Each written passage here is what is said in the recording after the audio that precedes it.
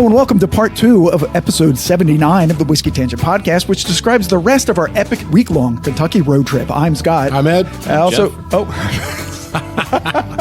Also joining us once again, as he did in part 1 and on our trip, Jeff, the knight who says neat. That's me.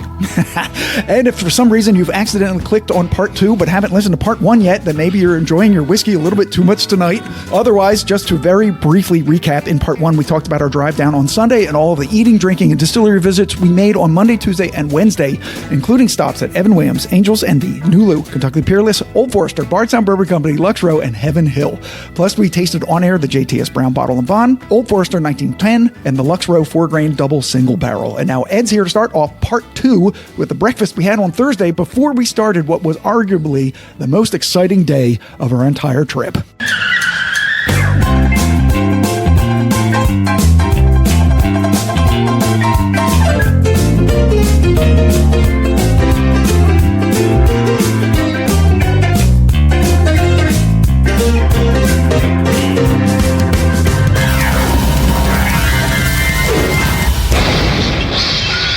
So we got up on Thursday morning at our Airbnb and we figured we needed a good base. So we did pretty well on the trip of finding places, and we picked a place called Mammy's. And we get the sense that Mammy's had been there for a while. Breakfast and lunch place with a full bar and a whiskey list that people drive an hour in New Jersey to get to there. Mammy's Kitchen and Bar. They had multiple old Carters on the shelf. They had Wellers all over. They had Stags. They had everything that you want. I mean, you're going to pay for it, but they had it. Were people at the bar drinking at 10 a.m. when we got there? They were. I love it. And she was disappointed that we weren't going to. Yes, she was. She was like, oh, you're not going to drink? Oh. Yeah, so like we got a table, and this is probably the only time in the entire that I was disappointed with my travel mates. They were like they're sitting in IHOP. Like here we are in this interesting place with all this eclectic food, and Scott ordered a pancake. No. What'd you order? Did I? Yes. And Jeff No, ordered... I ordered French toast. You're right. Right. Let me reverse that. Yeah. Scott orders French toast. Yeah. And Jeff orders a Bavarian waffle.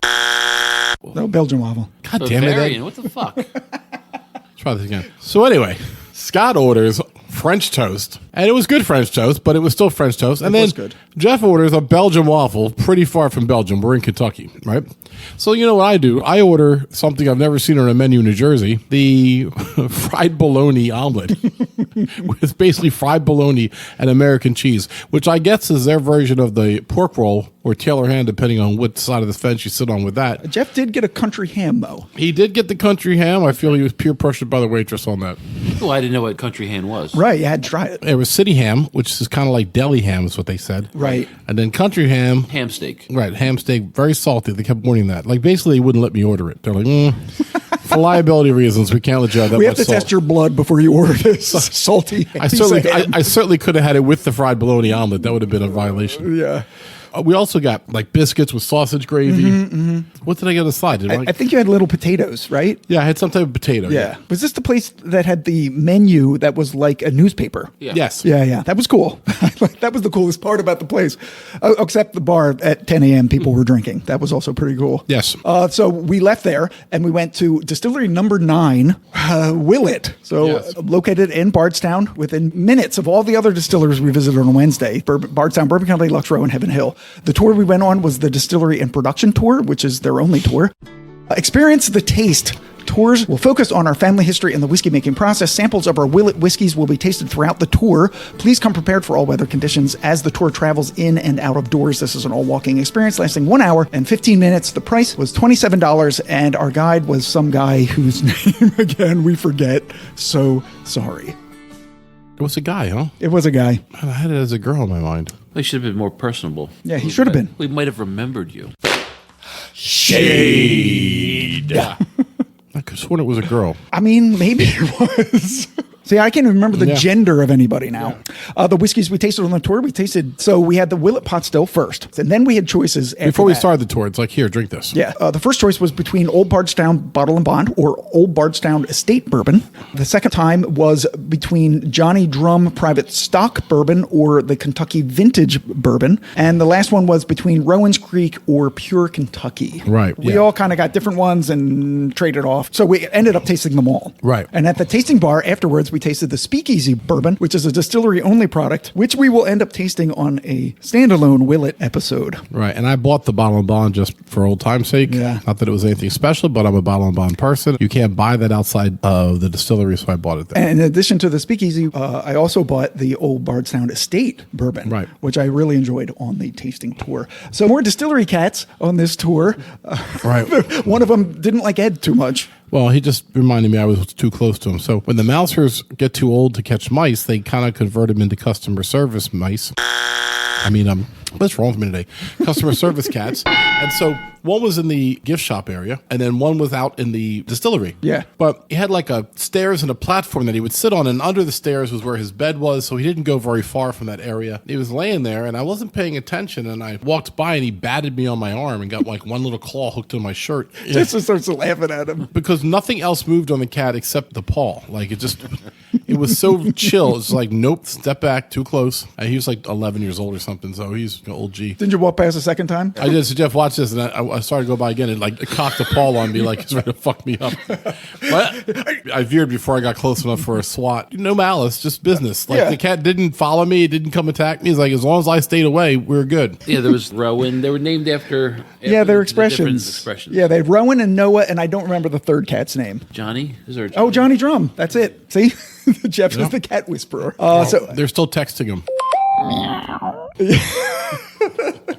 this was another one where we get to stick your finger in the fermentation vat and taste their mash. The guy came up to me and was like, "Did you stick your finger in?" I was like, "Yeah." He's like, "Ew."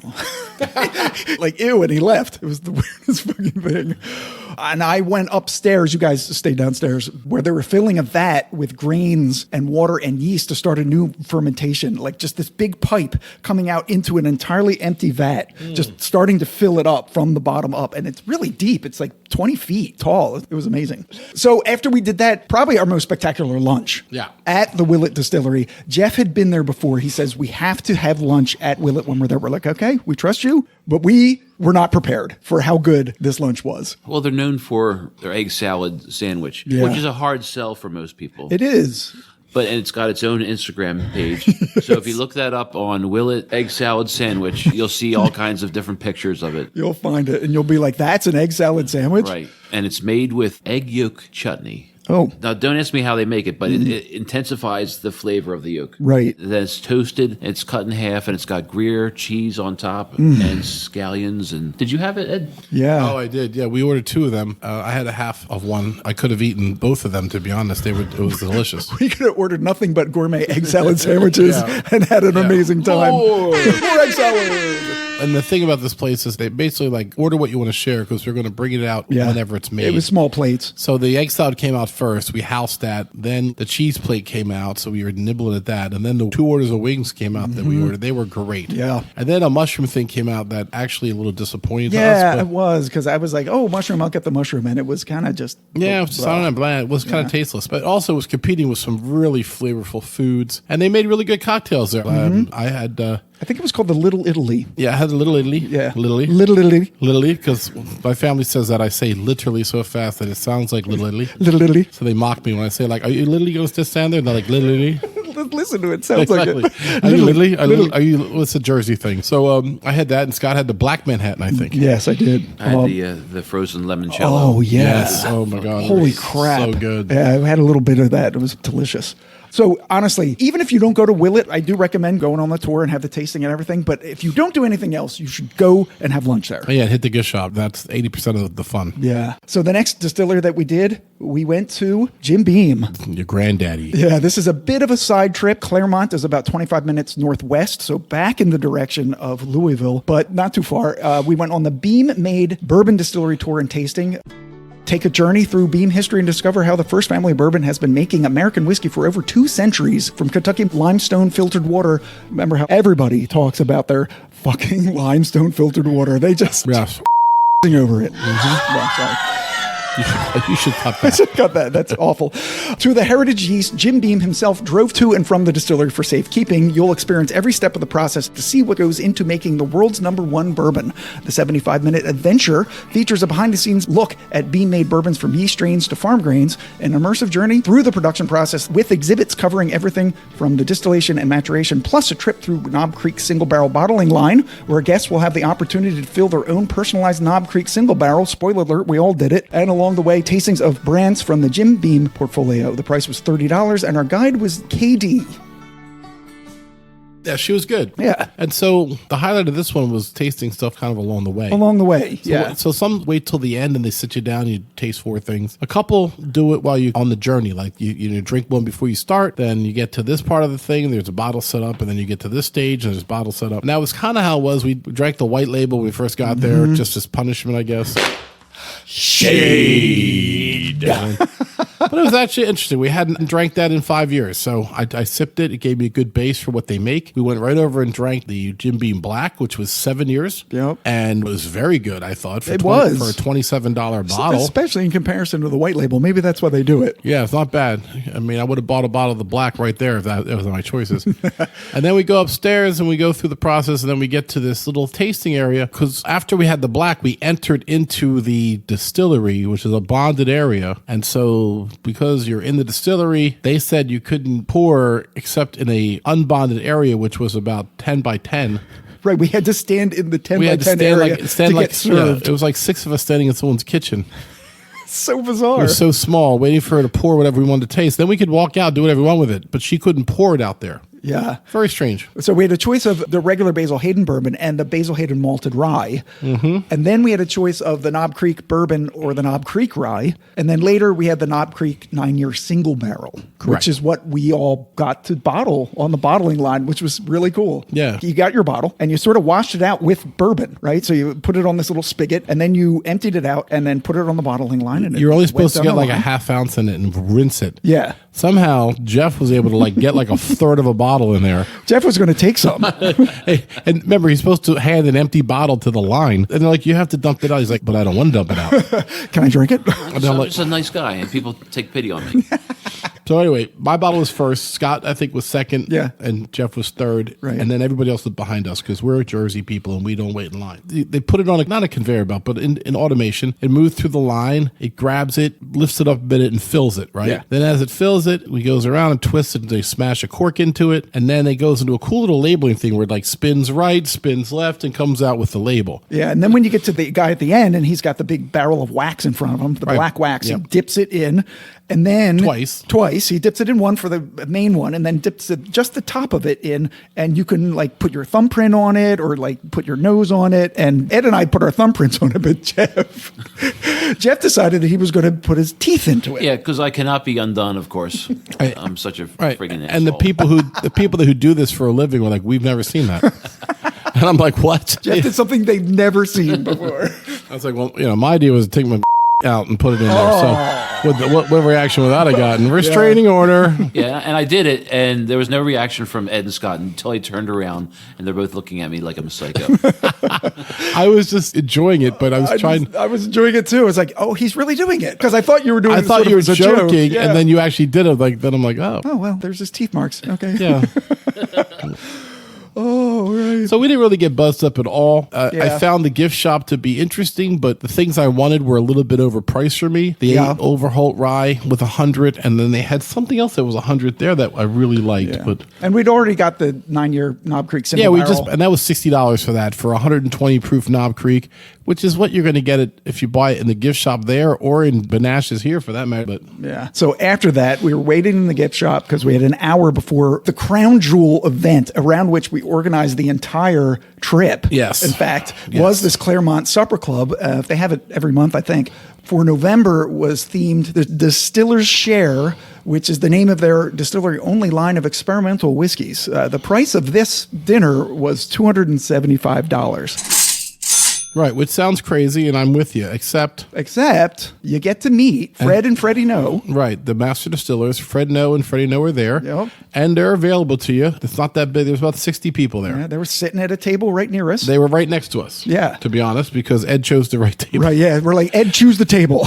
And I looked at where the small table was. And I said, I bet they're going to sit there. So I grabbed the table next to them. So there were 4 courses of food and then 5 whiskey samples and 5 cocktails, full-size cocktails made with those whiskeys. There was Right. so much alcohol. For your money, you get 4 gourmet courses, 5 cocktails. Let's just pretend the cocktails are $15 a pop, like they are. Yeah. So then that's going to be, $75. And then you're going to have the dinner. That's going to be $150. You know what I mean? So we had 5 pours of whiskey. Pretend that's $10 or $12 each. And so money-wise, you're only paying an additional $50 to meet those guys, and it's well worth it. Yeah, I would absolutely do it again. Jeff, you have the menu up. You want to go through it? I do. Okay. So we walked in and we had a welcome highball, which was Overholt Rye with apple cordial, Amontillado sherry, soda, and I think it had like a lemon or orange wedge. Yeah, it had, I think it was an orange. From then we went into the potato leek soup or veloute. I don't know what that is. Velouté. Yeah. It was sort of a soup, yeah. That was paired with Distiller's Share number 5, An extended fermentation bourbon. pear liqueur, black tea syrup, hop foam. Right. That was the cocktail they made with that. Yep. Yeah. So none of the cocktails actually had names, which I thought was really strange. No, it was just basically They were just numbers. Distillers Blend number 5 cocktail. Right. Then that next meal was lamb belly porchetta, which was kind of funky. It was a little funky. Yeah, but it was still good. We were so hungry from drinking so much alcohol, we needed something. Yes. Yeah, that was smoked yogurt and mint, I think. Mint's a big thing to have with yes. lamb. Yeah. That was paired with Distiller's Share number 6, Muscat wine finished, rye, brucato, chaparral, Yeah, I don't chaparral mint syrup, bitters. and bitters, yeah, another cocktail. Then my favorite was, I love that cocktail, by the way. that was good. Yeah. Favorite was the smoked halibut. Big fan of halibut. Oh, it was so good. It was so good. But definitely the best part of the meal, not the dessert, but the meal. Yeah, it's essentially just a gigantic slab of flounder. Right. Smoked. It was Yeah. delicious. Delicate white flesh for sure. Just like me. That was with Distiller's Share number 7, Worcestershire cask finished, which I was disappointed in. That bourbon was good, but it was strange. Yeah. I like the bourbon better than the cocktail. And then the cocktail was made with that whiskey, and then what else? Chinar. Yeah. What's that? It's an artichoke liqueur. See, at this point in time, I was plastered. Yeah, He was. I mean, Fred No was smart enough to stay away from it. that's not true. I have multiple pictures of Fred No hugging you. I saw those pictures. I looked so terrible. Oh. So the dessert was persimmon Delicious. semi-frito, which was like a spiced... Cookie. Like a shortbread or something. A cookie. Wasn't it like a gelato? Yeah, with Oh, it. well, Yeah. right. The semi-Frito was like a gelato. Oh. And then it was paired with a shortbread cookie and caramel. So did they serve that to me? Or did someone eat mine? No, they served it to you. You don't remember eating it. You ate it. You ate it. You definitely ate it. It was delicious. Yeah, you loved it. Just for the record, you loved it. Okay. Thank you. Glad I loved it. Yep. So then the cocktail that went with that was my favorite Oh cocktail. my of the god, it night. was such a dessert cocktail. It was spectacular. It was made with the Distiller's Share number 3 bourbon. Yes. That they fat washed using brown butter, and they added a spiced persimmon syrup and bitters. It was such a good cocktail. Yeah. Okay, look at this picture. I'm looking at Fred, and my collar's up, You're all disheveled. all disheveled. But there's this nice picture of you, Ed, and Fred. Yeah. Like buddies. Yeah, we also have a picture with Freddie. Ed went up to him, talked to him. We're hoping to do some sort of little book episode with the younger. Freddie, no, because Yeah. I've been a big fan of it, and I think it'd be great to have him on. I mean, that dinner was amazing. It was everything I thought it was going to be and more. It was great. We got to meet them. Worth the price point, definitely. Yeah, we Yeah. talked. Freddie Scott and I talked for a good while. We weren't pushed away or rushed off. It didn't feel like they were just squeezing hands. And like Fred certainly went around and said hi to every person intentionally, kind of like you do at a wedding. Yeah. You kind of got that gist, but he still would stop and linger if the conversation was entertaining and interesting. Yeah. If you could hold his attention, he'd stay there and chat with you. Meanwhile, our Eagles were stomping the Commanders during that game too. Oh, we were sitting next to during Commanders fans. Yeah, during that dinner, they had it on their phones. We were present in the moment, but for the record, when we left there, the game was still relatively close. But by the time we got back to our Airbnb, we stomped them pretty good. Yeah, we pulled it out by then. And they left pretty early. They did. They left early. They were chagrined. Fly, Eagles, fly on the road to victory. And then afterwards, all we had to do was get back to the car, which sounded, Which is a little harder than it might have been otherwise. Yeah, it's a lot harder to go out than it was to come in. But we made it. We made it home. So that was the end of Thursday. So the whiskey that we have to taste for Thursday. So we all bought bottles at Willet, but we're dedicating a full episode to them as well. So instead, we went with something that Jeff got from Jim Beam. We tasted it on the tour, the Basil Hayden Malted Rye. Thursday quick taste.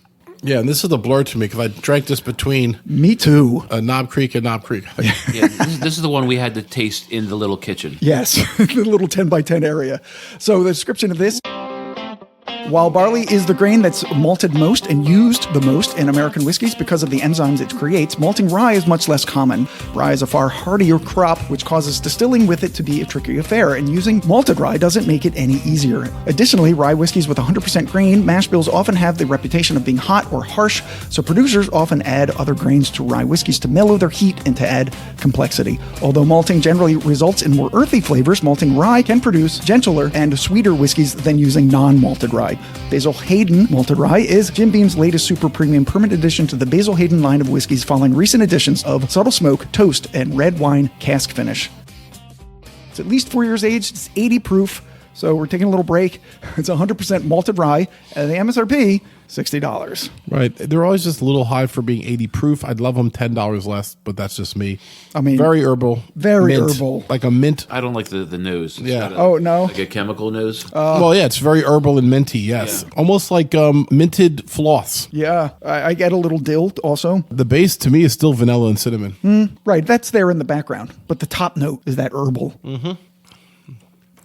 I mean, very drinkable. The nose transfers right to the taste. I get some mint. I get some dill now. I get cinnamon. I get vanilla. Like, we've had the subtle smoke and the toast, and this beats both of those. Here's something crazy. Take a sip and tell me, do you get like the seashore or the bay? There's like a brininess. I think you're right with the bay.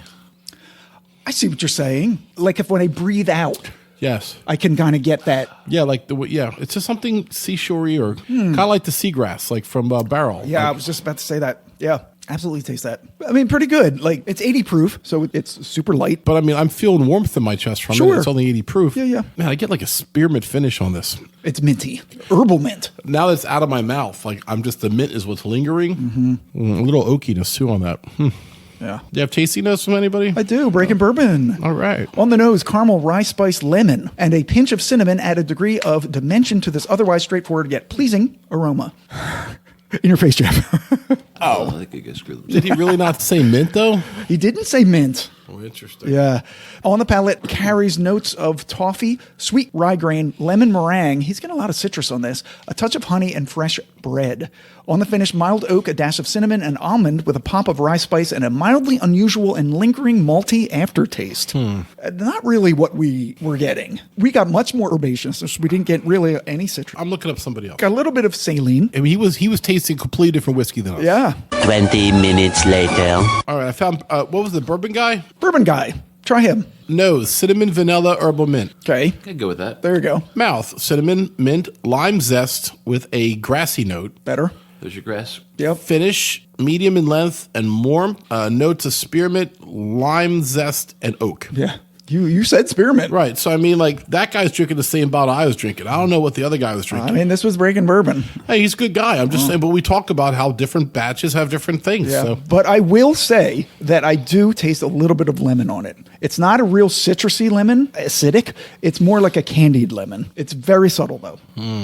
Interesting. Yeah. Who was the tour guide that told us how to truly taste a whiskey? Where you take it in your mouth, you slash it around for like 20 seconds, and then you drink it, and then you come back. Right. That might have been the guy at Willet, maybe. One of them was saying, because we started off with I think it was the Angel Envy guy. Oh, could have been. So you start off with just a regular spirit and you kind of season your mouth in preparation of another whiskey, which we've talked about before. When it's the first whiskey of the night, sometimes it hits a little hotter or a little odd because your mouth isn't really ready for it. Right. So he's like, do it with the spirit you're about to drink for 25 seconds minutes or so to clear your palate of anything else. And then try it and then again. the next sip will be a true taste. Yeah, there's definitely merit to that I agree. for sure. I agree with that more than the guy that swishes a glass around and throws it out over his shoulder or whatever. All right, so that's the end of Thursday. So let's do Friday.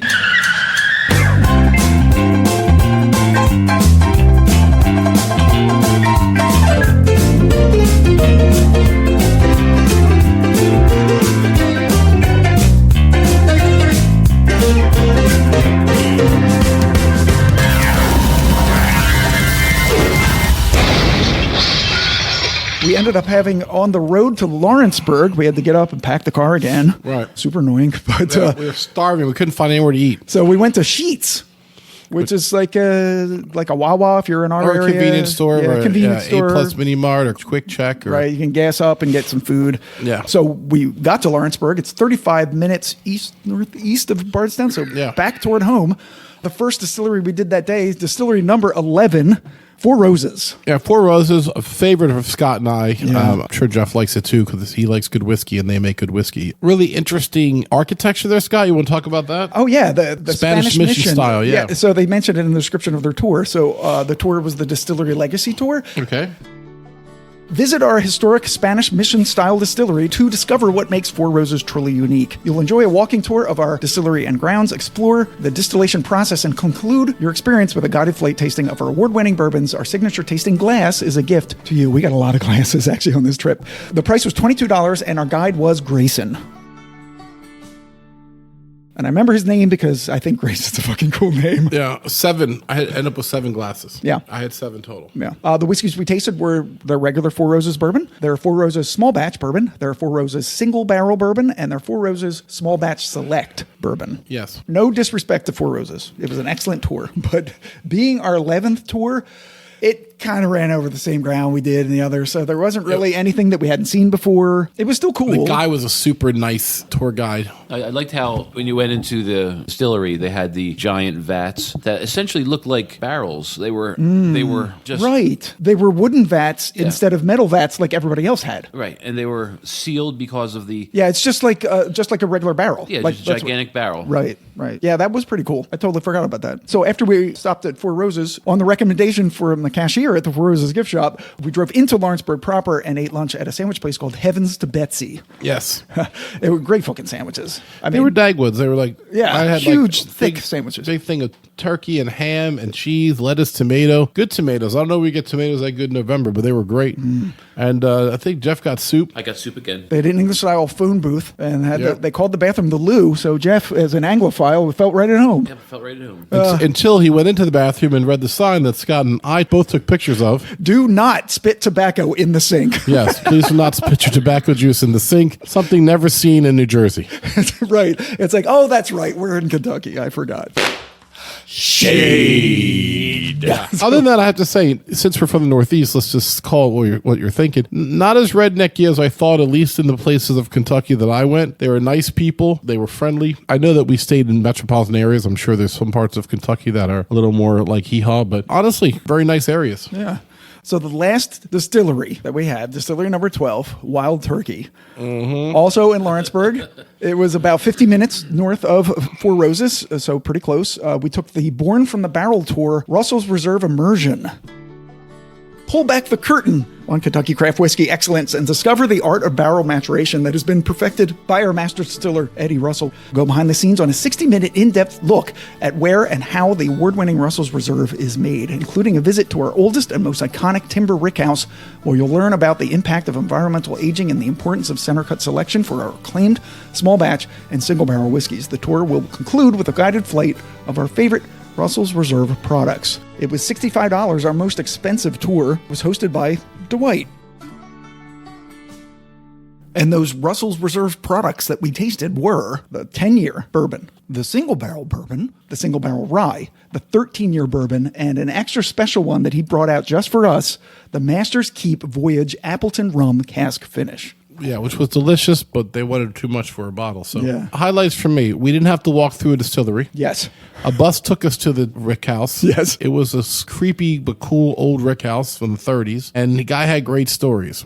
He told us a story about Mary Downing, who, when Prohibition hit, she bought the biggest house in town just to have the basement so she could make whiskey in the basement. And they caught her and they arrested her. But there was like a fire at the courthouse and they lost all the evidence. And so That's she right. was set free. So she dismantled her distillery, moved it into Juarez, Mexico, and started flooding the area with bootlegged whiskey. Right. To the point where the legal 6 distillers kept asking her to stop doing it because she was killing them. And she's like, no, I'm not going to do that. Sound like a fascinating person. Dwight also told us stories of how Elmer T. Lee, who was famous for inventing Blanton's, Jimmy Russell from Wild Turkey, and Booker No from Jim Beam would all play poker once a week. That's so awesome. And they all drank their whiskey in ways that would get you looks from people in the purest whiskey world that we all live in now. Elmer T. Lee drank his bourbon with ginger ale. Jimmy Russell liked to mix his with Dr. Pepper. And Booker No liked to water his down so that it would be more palpable to him. So for all those people who criticize you, the 3 guys that made the most iconic whiskeys that we all drink today drank it with ginger ale, water, and Dr. Pepper. So tell everybody to kiss your ass if they don't like the way you drink your whiskey. That's right. So my favorite story that he told was about how Kentucky ended up with all their thoroughbred racehorses.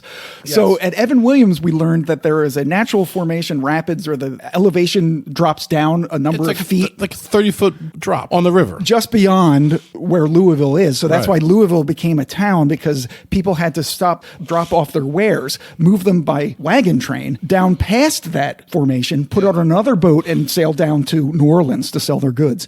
So when they got to New Orleans, they would dismantle their boats and sell the lumber. Houses down there were made with those boards from those boats. Right. Then they had this ton of money from selling their whiskey and their boats, and they had to get back to Kentucky somehow. You can't go back up the river. And there were robbers on the way back. So they bought horses. Fastest they could find. So that they wouldn't get caught by any robbers or anything. And they went all the way back to Kentucky, and then they didn't have any use for the horses anymore. So they sold them to people, and people started racing or them. they just released them, Yeah. right? And they started breeding. And Started breeding naturally, and people started racing them. And that's how Kentucky got its horses. It's all about whiskey. Dwight had the best stories, and he didn't make us walk anywhere.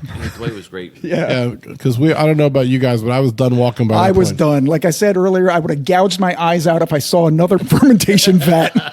There's the low wine. Here's the high wine. Seriously, by the 12th distillery, we could have made whiskey in any of them. We knew the process now. We could have given the tours. We could have. As soon as I saw, like, that's the doubler. What's the doubler? Well, so after you distill it once, it's called low wine. It's about 120 proof. Yep. But, we want to distill it again. The doubler comes out 140 proof called high wine. And it's like, Yep, exactly. So after that, we had to have dinner one last time in Kentucky. One last time. And we chose a great place. We literally Googled around us, and the name that caught us was the Old Owl Tavern. Yep. And then the weird thing happened when we got there for just a moment. Oh, right. There was an Old Owl Inn or something. Yeah, like there's the Old Owl Inn, and the tavern was down a hill.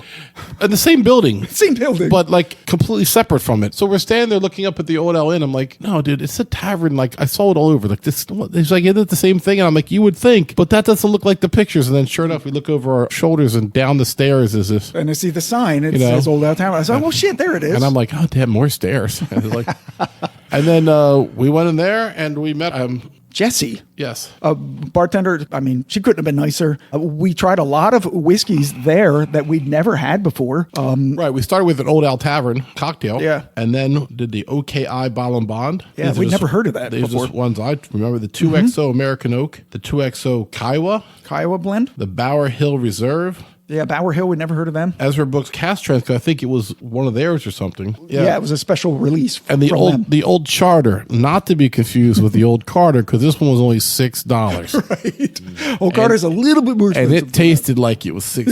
It tasted a $6 whiskey. We also had good food. I had the fried chicken because they had it's a 105-year-old recipe. Jeff, do you remember you had? Yeah, Jeff had the pulled pork. Pulled pork, and it was crispy. So I never had crispy pulled pork Oh. before. It was really good actually. I had crab cakes, and I fucking love those crab cakes. They were great. I had corn pudding for the first time. Oh, in my corn life. that was pudding. so Yeah, good. we all had a little bit of corn pudding. Never had that. The food was good. And then I remember the desserts. I had a lemon cake with another 105-year-old recipe. Yeah. And Jeff, you had what, Derby pie? Oh, that's Yes. right. Yeah. Just like I didn't have just. Oh no, you did.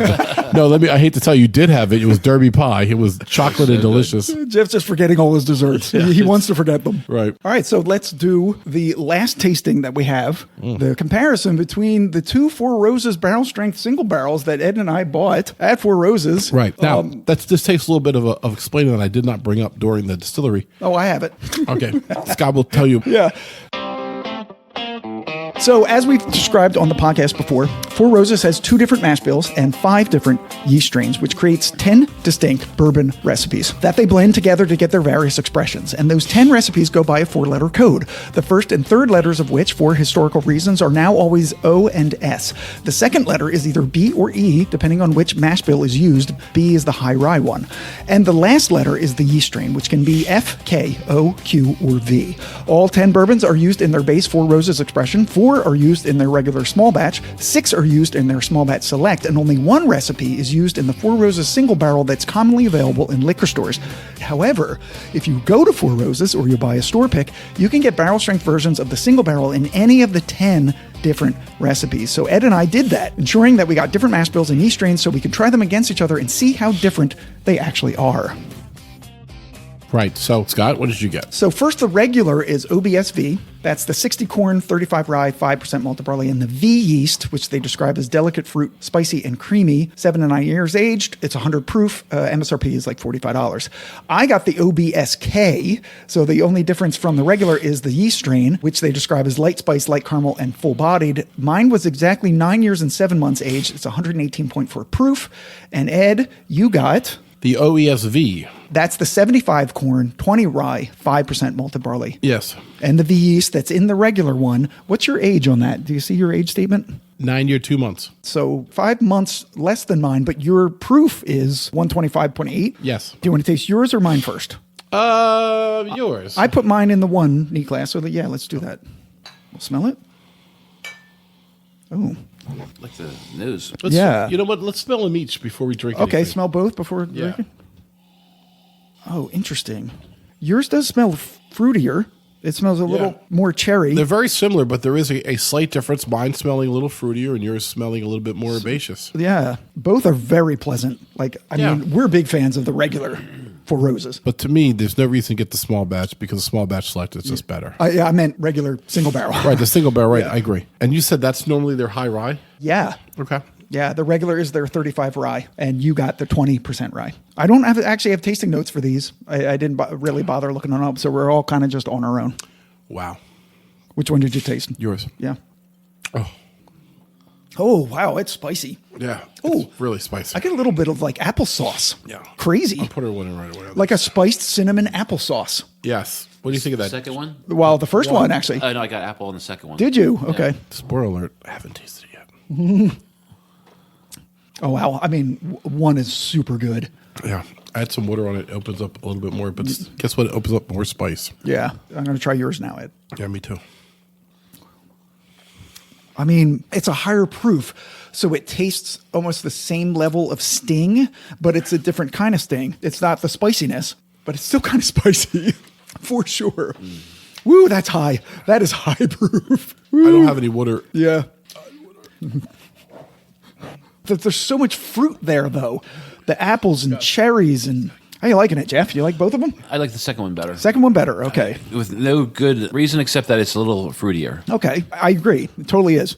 I selected mine based on my flavor profile. So I had the higher corn, lower rye, and I had the fruitier, less spicy, and I like mine better. I like two better.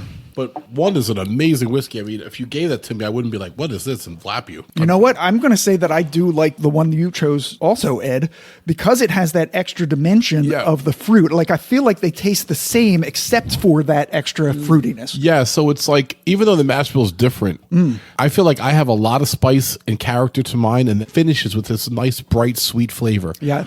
Which yours would benefit from. Yeah, I feel like mine's 3-dimensional, yours is 4-dimensional. Yeah, because yours it's is a tesseract. It's a very dense whiskey. Yours is, I mean.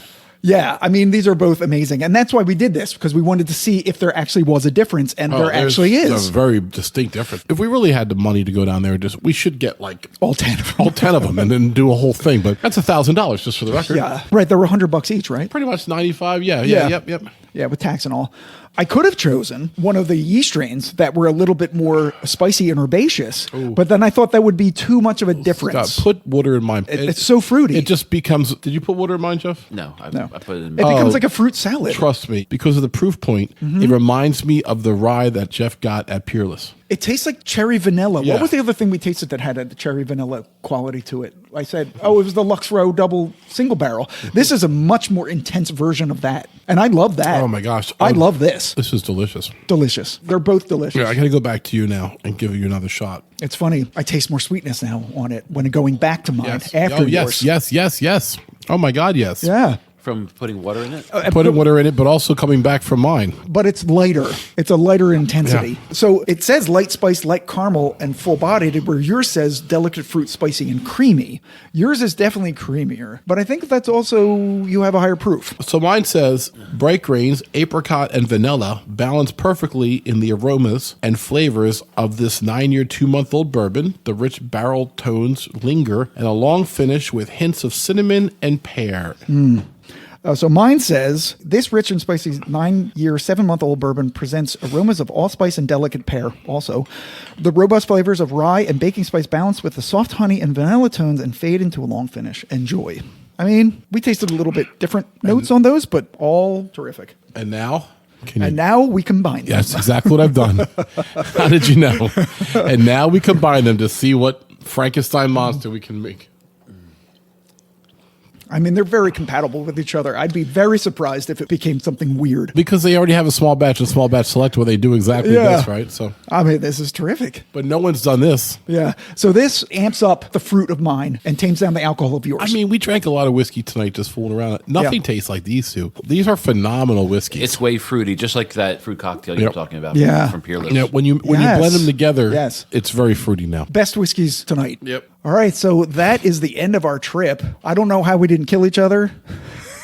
Actually, it was fine. Truth be told, we did great. I honestly said to myself when I was getting in the car Friday to go to Last Distilleries, and I'm like, I'm happy to wake up here. I'm happy to be with these guys. We got along famously. I remember one night we watched the terrible Tyson fight. Oh, yeah. The fixed Tyson fight. Damn. It was absolutely a travesty against humanity. But the girl fight before the two girls fighting before it was phenomenal. That was one of the most brutal fights I'd ever seen. The shit out of each other. Yeah, Jesus. That was amazing. I feel bad I don't remember their names. I'm doing them injustice because they actually came to fight they boxed. as opposed to Whatever that was. Tyson and Paul, which was an embarrassment. Yeah. You get more out of a sparring session. So, but we did watch that down there. We laughed. We talked. I mean, I don't think we had 2 sentences of harsh words between us. No.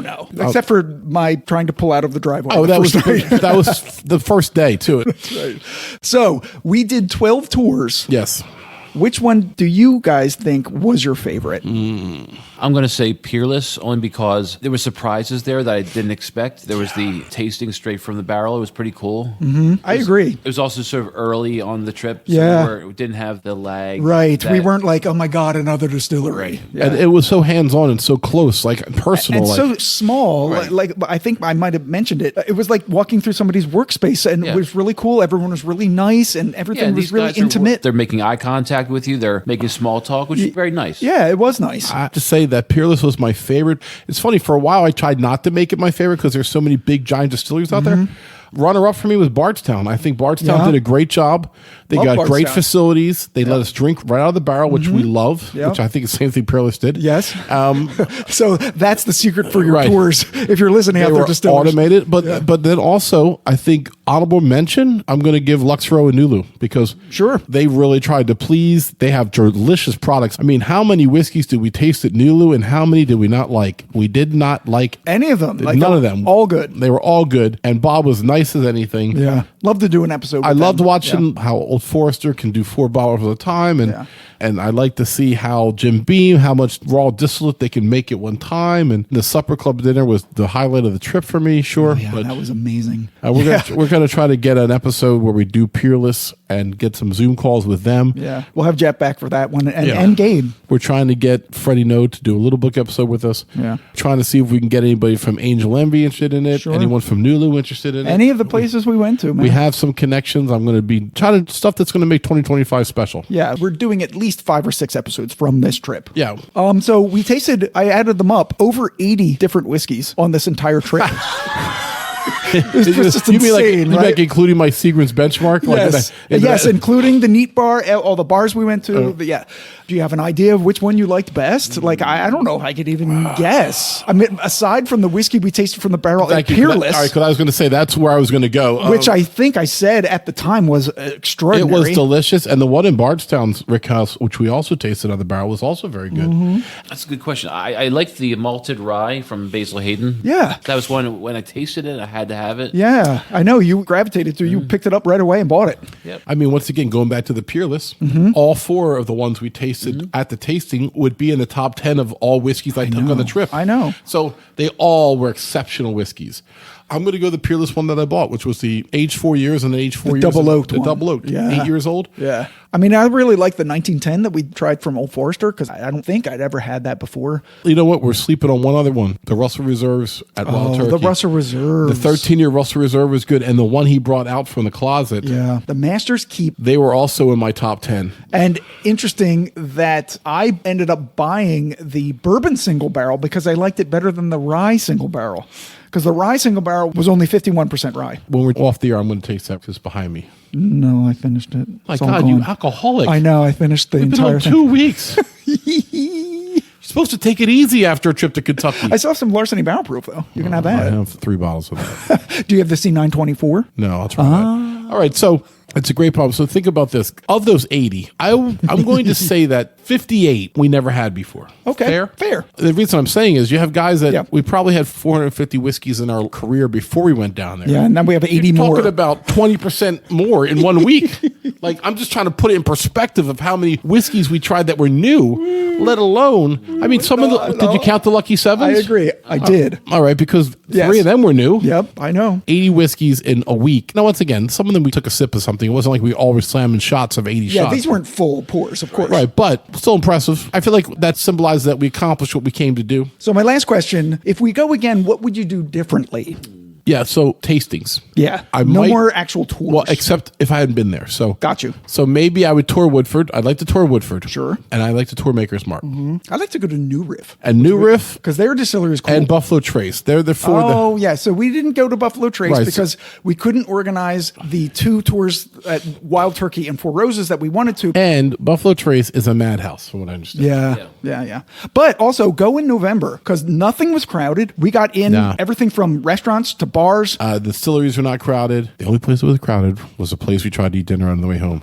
We did eat dinner there. We had to eat at the bar. We're not going to get into it. Yeah, that was in Maryland. We were close to home. It was like, oh my God, I just want to eat and go home, which But- we did. We eventually got there. It was fine. Yeah, we made it. We made it home. So the overall summation of the experience, Jeff, you go first. You'd been to Kentucky before. You'd done, I don't know how many distilleries you did on that tour. I mean, the overall experience was, I think we grew as friends a little bit more. We had to deal with each other's. Different personalities. Yeah. Especially we're all Jeff, different especially people. Jeff and I, because we didn't know each other nearly as well as. That's true. Like Jeff and I have known each other since I've known Jeff a 7th long grade. time, but I never spent a week with him. No. I would plan to go to Buffalo Trace. I would go as early as we need to Yeah. get in. Yeah. Yeah, I would make that a focus. Yeah, focus Sure. on that. Yeah. And Woodford, you got to see Woodford. Yeah. Okay.